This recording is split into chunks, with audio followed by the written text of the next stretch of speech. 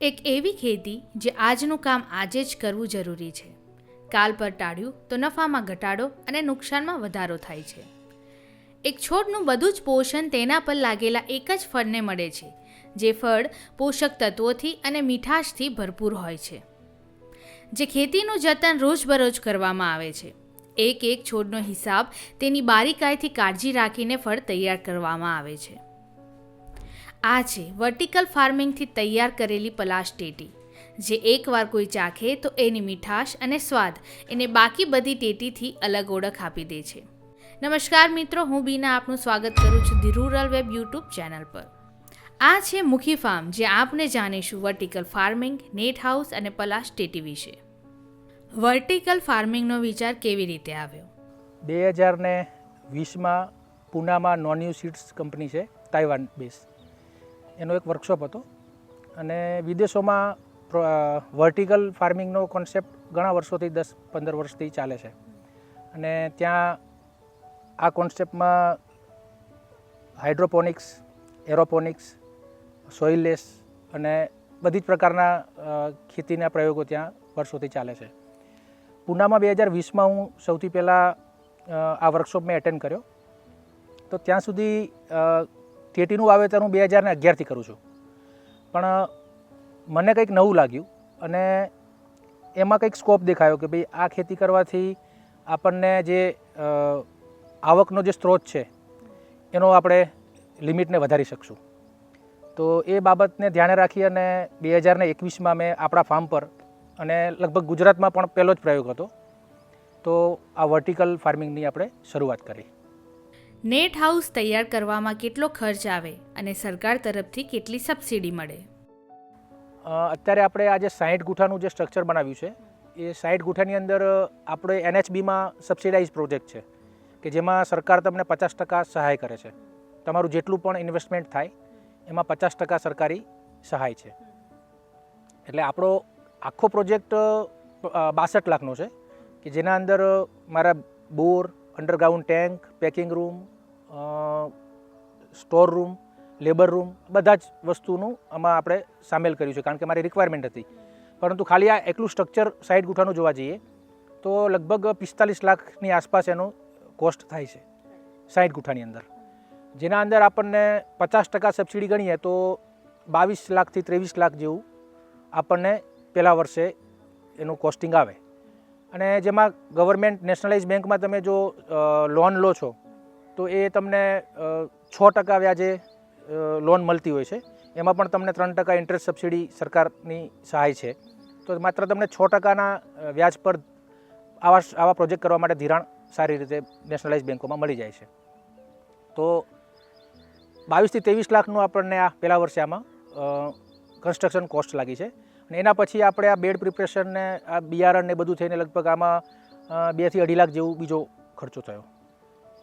Net હાઉસના ફાયદા અને નુકસાન. નેટ હાઉસ સ્ટ્રક્ચરમાં કઈ બાબતોનું ધ્યાન રાખવું પડે છે? ફાયદા તો પુષ્કળ છે.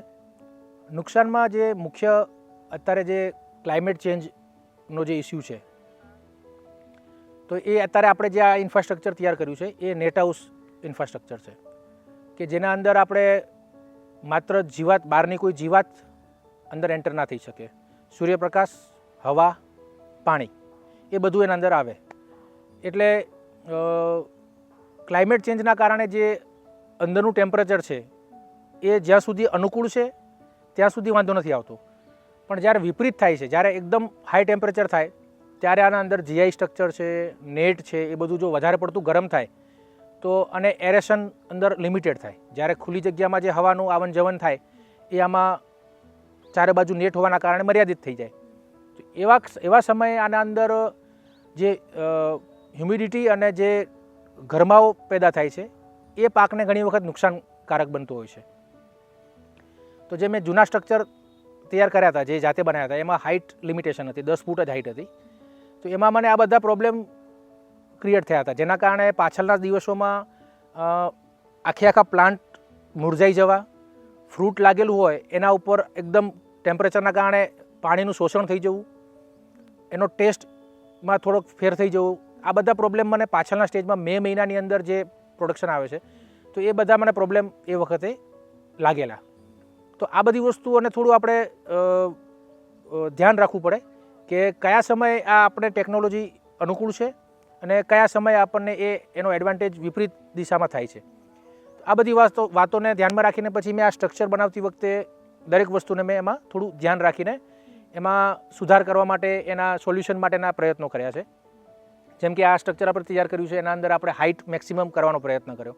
તો 14 ફૂટની અત્યારે આની હાઇટ છે અને એમાં વચ્ચે એક બ્લેક લેયરિંગ કર્યું છે, જેથી શું થાય કે જ્યારે ગરમીના દિવસો હોય એ વખતે આપણે એક એક્સ્ટ્રા લેયરિંગ કરી દઈએ, જેના કારણે સીધો જ સૂર્યપ્રકાશથી જે છોડ ઉપર ઇફેક્ટ આવતી હોય એ આપણે એને ટાળી શકીએ. વધુમાં આપણે એની અંદર ફોગિંગ સિસ્ટમ ડેવલપ કરી છે, ફોગર નાખ્યા છે. તો જ્યારે એકદમ ગરમી હોય તો એ વખતે આપણે ફોગર ચાલુ કરીને અંદરનું ટેમ્પરેચરને આપણે 4-5 ડિગ્રી સુધી ઘટાડી શકીએ. તો આ બધા એડવાન્ટેજ મને મારા પ્રયોગના આધારે જ મળ્યા કે ભાઈ કઈ વસ્તુઓ આપણને આ સ્ટ્રક્ચરની અંદર નુકસાનકારક છે.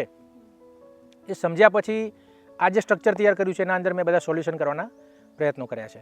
પહેલું જ વર્ષ છે એટલે આ વખતનો મે મહિનો કેવો નીકળે છે એ મને જોયા પછી વધારે ખ્યાલ આવશે, જેથી બીજા કોઈ ખેડૂતોને પણ હું કહી શકું કે ભાઈ હજુ પણ તમે કદાચ આવનારા સમયમાં કંઈ કરતા હો તો કઈ વસ્તુઓ કરવી જોઈએ, કઈ વસ્તુઓ ન કરવી જોઈએ. કારણ કે દરેકે દરેક પ્રેક્ટિસ છે એ પ્રયોગ છે ખેતીમાં, અને સતત એ પ્રયત્નો કરતા જ રહેવું પડે છે અને એમાંથી શીખતા રહેવું પડે છે. વર્ષ દરમિયાન ક્યારે અને કેટલા સમય માટે આ ખેતી થાય? આ સ્ટ્રક્ચરની અંદર આપણે છે ને એક શિયાળુ ખેતી કહીએ છીએ આપણે, કે જેનું પ્રોડક્શન હોળી પછી ઉનાળામાં આવતું હોય છે, અને બીજી ચોમાસું ખેતી. અમે 2 જ ખેતીની પ્રેક્ટિસ કરીએ છીએ. એમાં ચોમાસુની અંદર આના અંદર આપણે કાકડીનું વાવેતર કરશું.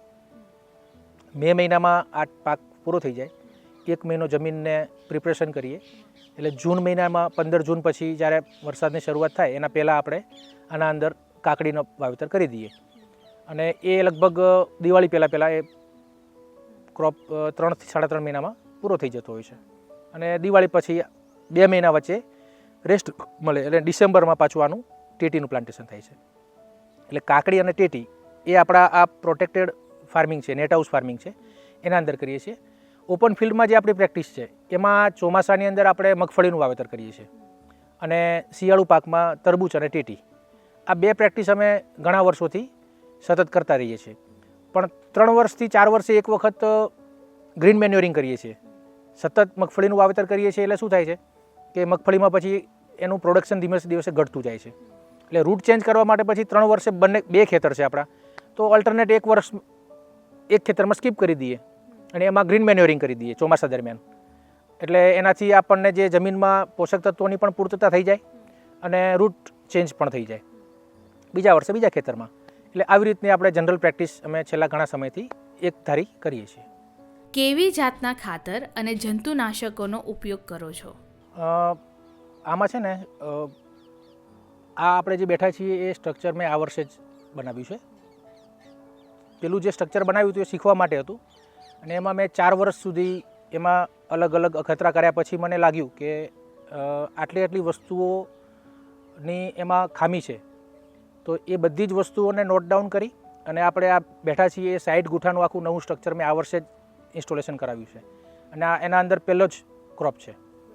તો આ જગ્યા મારે બનાવવાની હતી એનો મને ખ્યાલ હતો, તો એના માટે મેં પહેલેથી જ એમાં ચોમાસું પાક સ્કીપ કર્યો અને એના અંદર મેં ગ્રીન મેન્યુરિંગ કર્યું. ચોમાસામાં એમાં આ જગ્યાની અંદર 15 થી 20 ટેલર છાણિયું ખાતર નાખ્યું અને પછી એના ઉપર લીલો પડવાશ વાવ્યો, અને આખા ખેતરમાં બેક્ટેરિયલ એક્ટિવિટીને ચોમાસા દરમિયાન મેક્સિમમ થાય એ રીતનું આખું વાતાવરણ ઊભું કર્યું, જેથી કરીને નેટ હાઉસની અંદર શું છે કે ફંગસના પ્રોબ્લેમ વધારે થતા હોય છે. સૂર્યપ્રકાશ થોડો કપાઈને આવે તો એના કારણે જમીનની અંદર ફૂગજન્ય રોગો છે એ આના અંદર મેક્સિમમ પ્રોબ્લેમ કરતા રોગો છે.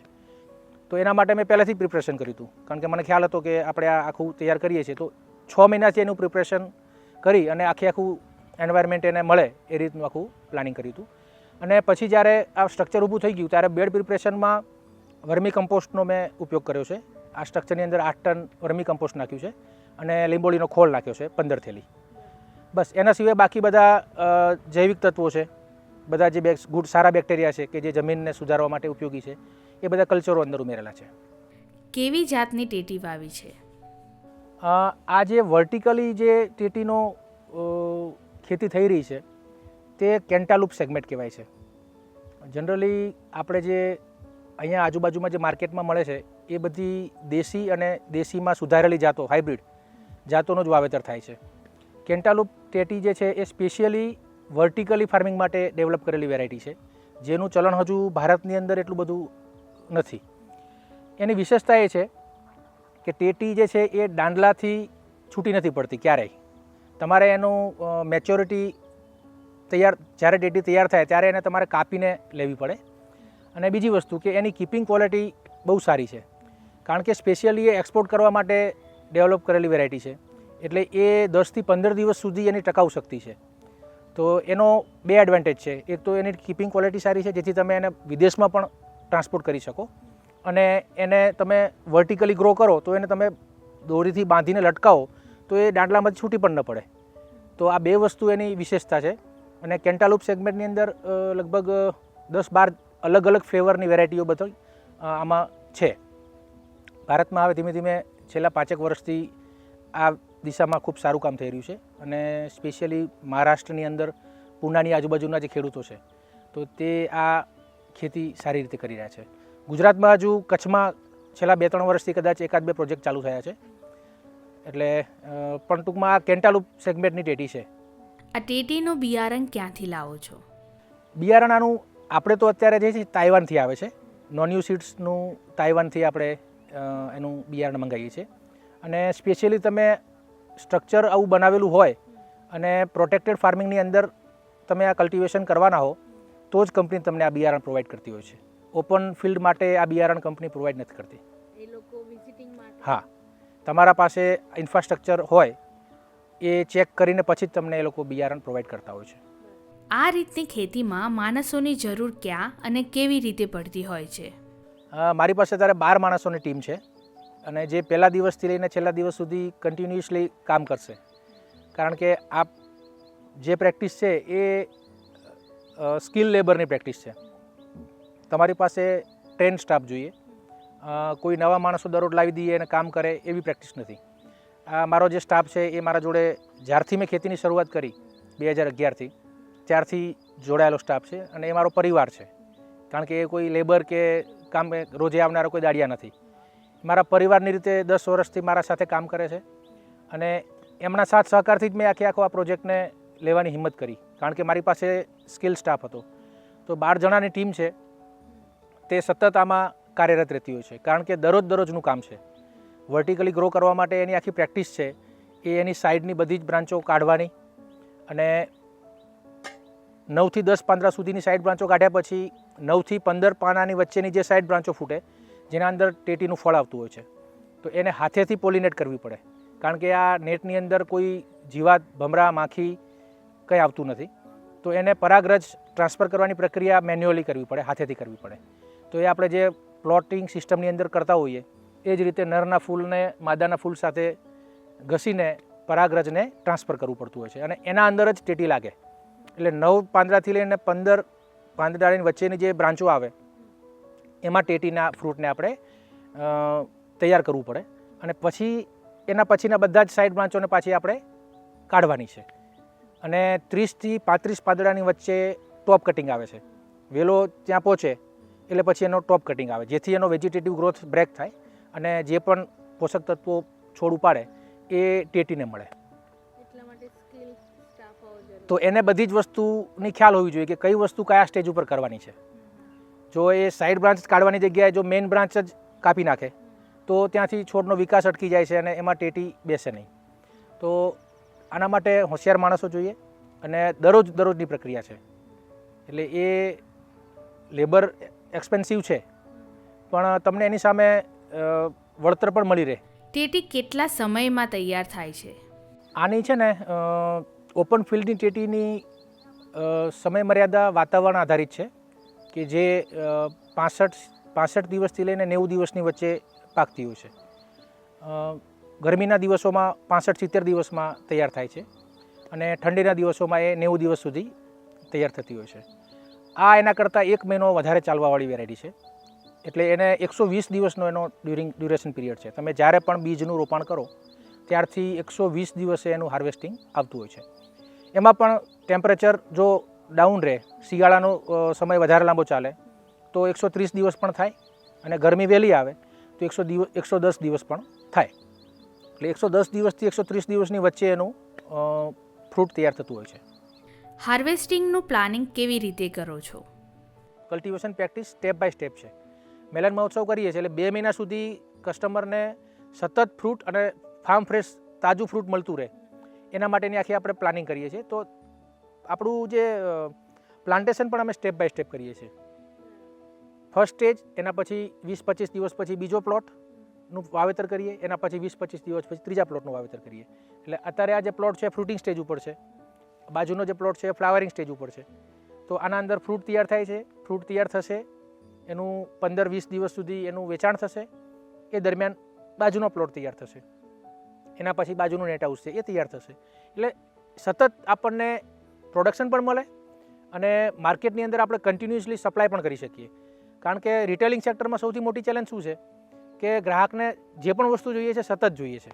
માનો કે કેરીની સિઝન ચાલુ થાય તો પહેલા દિવસથી લઈને છેલ્લા દિવસ સુધી એમને કેરીની રિક્વાયરમેન્ટ છે. હવે તમે નહીં આપો તો કોઈ બીજા આપશે, પણ એમની રિક્વાયરમેન્ટ તો છે જ. તો એ જ રીતે જ્યારે ઉનાળો શરૂ થાય ત્યારે તરબૂચ અને ટેટી લોકો વર્ષમાં ખાતા હોય છે. તો આપણે શરૂઆતથી લઈને એન્ડ સુધીમાં કઈ રીતે કસ્ટમરને પ્રોવાઈડ કરી શકીએ એનું આખું અમે પ્લાનિંગ કરીએ છીએ. કેવા ખેડૂત આ ખેતી કરી શકે?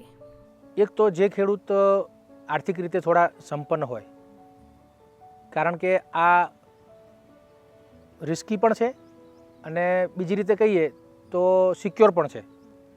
રિસ્કી એવા અર્થમાં કે તમે જે ઇન્વેસ્ટમેન્ટ કરો છો એની સામે ઘણી વખત જો વાતાવરણની આપણને લપડાક પડે તો એ રિસ્ક વધી જતું હોય. તો જો સામાન્ય ખેડૂત હોય, આર્થિક રીતે થોડોક તકલીફ હોય તો એ રિસ્ક એમના માટે વધારે તકલીફ કરાવે. થોડો સુખી સંપન્ન ખેડૂત જો કરે તો એને એ વેઠવાની થોડી એમાં ક્ષમતા હોય. બીજી વસ્તુ કે એના અંદર આપણે જે આખી પ્રેક્ટિસ છે એ પણ થોડી ખર્ચાળ છે, કારણ કે એમાં મેઇન ખર્ચો લેબર છે. એમાં લેબર, સ્કિલ લેબર જોઈએ છે અને વધારે લેબર સતત એમાં કામ કરતા હોય. તો દર 15 દિવસે મહિને એમને જે એક્સપેન્સ થવાનો છે, આવક તો 4 મહિના પછી આવશે, પણ જે દરરોજનો ખર્ચો છે એ પણ પહોંચી વળવા માટેની એક ક્ષમતા હોય. તો એવા પ્રકારના ખેડૂતો આ ખેતી કરે તો એમાં વાંધો ના આવે, કારણ કે આમાં ચલાવી લેવા જેવી કોઈ વાત નથી. ઓપન ફિલ્ડની અંદર આપણે કેવું હોય કે આજે નથી આવ્યા માણસો તો કાલે કરશું, એ બધું એમાં ચાલી જાય. આમાં કાલ માટેનો કોઈ સ્કોપ નથી. આજનું કામ આજે, કાલ પર ટાળો તો એ આમાં પછી નુકસાન કરે.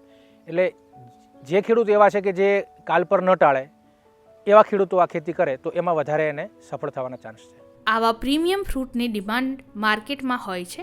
આ વેરાયટી જે છે એનું ભારતમાં ચલણ હવે વધી રહ્યું છે, પણ વિદેશોમાં કદાચ તમે સાંભળ્યું હોય તો આના તાઇવાન, જાપાન, ઇન્ડોનેશિયા, મલેશિયા આ બધા દેશોની અંદર ઓક્શન થતા હોય છે અને 1-1 કિલોના ભાવ લાખોમાં પડે છે.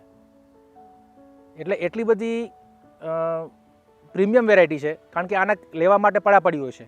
અને અમે જ્યારથી આની વાવેતરની શરૂઆત કરીને ત્યારથી અમને પણ એ એક્સપિરિયન્સ થયો કે આ વસ્તુની અંદર એટલી પ્રીમિયમનેસ છે કે લોકો એને સામેથી માંગે છે, ડિમાન્ડ થાય છે આની. એટલે અમારું જે પ્રોડક્શન છે એના કરતાં અત્યારે એની ડિમાન્ડ 200% છે.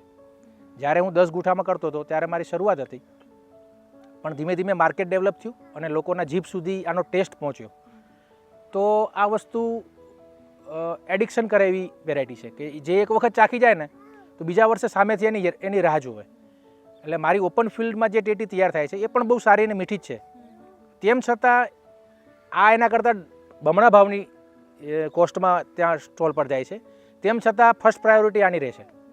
આ ટેટી પહેલી લે છે, આનો સ્ટોક પતે પછી લોકો સેકન્ડ પ્રાયોરિટીમાં જાય છે. એટલે પ્રાઇસ મેટર નથી કરતો, પણ એની ક્વોલિટી એટલી પ્રીમિયમ બને છે અને હવે લોકો આ વસ્તુમાં અવેર થતા જાય છે. આવા પ્રીમિયમ ફ્રૂટ એક્સપોર્ટ કેમ નથી કરતા? અત્યાર સુધી મને એવું લાગતું હતું, જ્યારથી આ કોન્સેપ્ટ હું સમજ્યો ને ત્યારે મને મગજમાં એવો ખ્યાલ હતો કે આનું બજાર છે ને મારે ગુજરાતમાં તો કદાચ નહીં જ બની શકે, મુંબઈ સુધી મારે એને લાંબુ થવું પડશે.